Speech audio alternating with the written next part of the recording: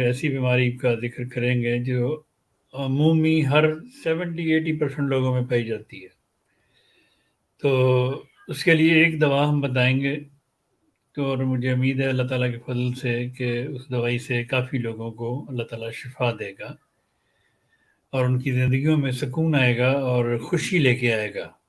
وہ دوائی وہی ایک اللہ تعالیٰ نے انسانی دماغ میں ایک نیورو ٹرانسمیٹر رکھا ہوا ہے، عمومی زبان میں خوشی کا ہارمونز کہتے ہیں.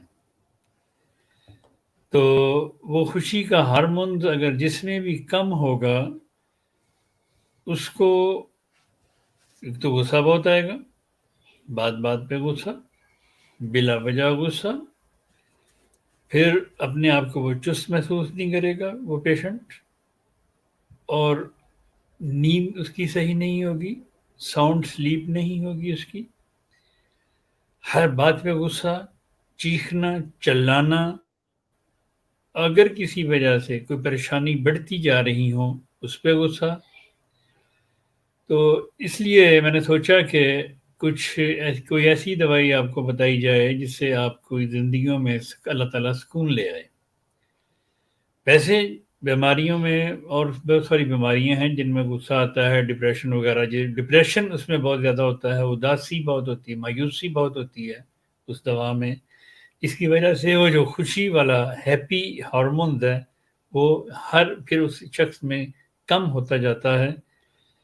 ایکچولی یہ ہارمونز جو ہے ٹرانسمیٹر، یہ انتڑیوں میں بنتا ہے لیکن کام یہ دماغ میں کرتا ہے. اللہ تعالیٰ کی شان ہے کہ اللہ تعالیٰ کس طرح اس چھوٹے سے ہارمون سے پوری انسانی زندگی کو ایک دن میں بدل سکتا ہے، اور ایک اس کا سکون، اس کا چین، اس کا خوشی اس کو واپس لا سکتا ہے.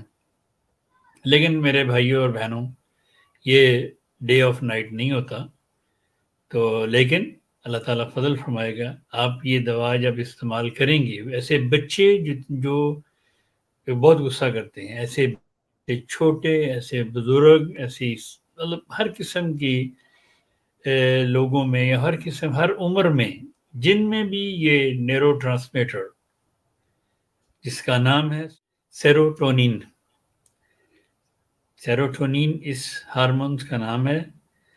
تو یہ جس میں بھی کم ہوتا جائے گا اس میں اتنا ہی غصہ، ڈپریشن اور نیند کا نہ آنا، بے چین رہنا، ہر وقت ٹینشن میں رہنا، تو یہ اس کے لیے بہت ہی فائدہ مند یہ ہارمونز ہے، اور یہ اسی نام پہ اس کی دوا ملتی ہے. باقی انسان